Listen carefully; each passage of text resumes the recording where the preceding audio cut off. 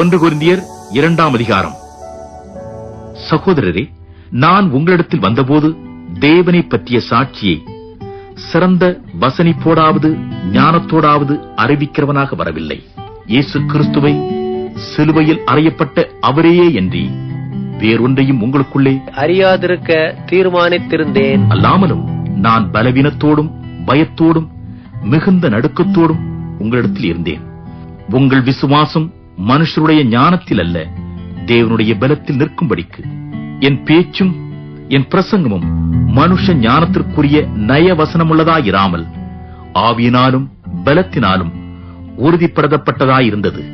அப்படி இருந்தும் தேறினவர்களுக்குள்ளே ஞானத்தை பேசுகிறோம். இப்பிரபஞ்சத்தின் ஞானத்தை அல்ல, அழிந்து போகிறவர்களாகிய இப்பிரபஞ்சத்தின் பிரபுக்களுடைய ஞானத்தையும் அல்ல, உலக தோற்றத்திற்கு முன்னே தேவன் நம்முடைய மகிமைக்காக ஏற்படுத்தினதும் மறைக்கப்பட்டதுமாயிருந்த ரகசியமான தேவ ஞானத்தையே பேசுகிறோம். அதை இப்பிரபஞ்சத்து பிரபுக்களில் ஒருவனும் அறியவில்லை.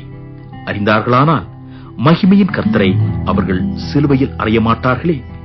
எழுதியிருக்கிறபடி தேவன் தம்மில் அன்பு கூறுகிறவர்களுக்கு ஆயத்தம் பண்ணினவர்களை கண் காணவும் இல்லை, காது கேட்கவும் இல்லை, அவைகள் மனுஷனுடைய இருதயத்தில் தோன்றவும் இல்லை.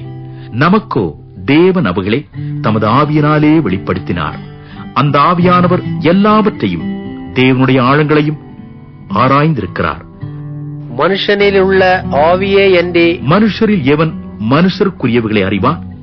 அப்படி போல தேவனுடைய ஆவியே என்று ஒருவனும் தேவனுக்குரியவைகளை அறிய மாட்டான்.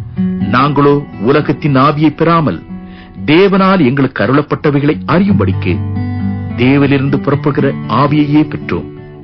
அவைகளை நாங்கள் மனுஷ ஞானம் போதிக்கிற வார்த்தைகளாலே பேசாமல் பரிசுத்த ஆவி போதிக்கிற வார்த்தைகளாலே பேசி ஆவிக்குரியவைகளை ஆவிக்குரியவர்களோட சம்பந்தப்படுத்தி காண்பிக்கிறோம். ஜென்ம சுபாவமான மனுஷனோ தேவனுடைய ஆவிக்குரியவர்களை ஏற்றுக்கொள்ளான். அவைகள் அவனுக்கு பைத்தியமாக தோன்றும்.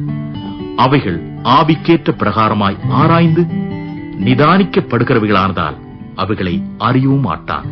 ஆவிக்குரியவன் எல்லாவற்றையும் ஆராய்ந்து நிதானிக்கிறான், ஆனாலும் அவன் மற்றொருவனாலும் ஆராய்ந்து நிதானிக்கப்படான். கர்த்தருக்கு போதிக்கத்தக்கதாக அவருடைய சிந்தையை அறிந்தவன் யார்? எங்களுக்கோ கிறிஸ்துவின் சிந்தை உண்டாயிருக்கிறது. தொடர்ந்து இது போன்ற இறை வார்த்தைகளை கேட்பதற்கு நம் ஜீசஸ் லீட் சேனலை சப்ஸ்கிரைப் செய்ய மறக்காதீர்கள். கர்த்தர் உங்களை ஆசீர்வதிப்பாராக. ஆமென்.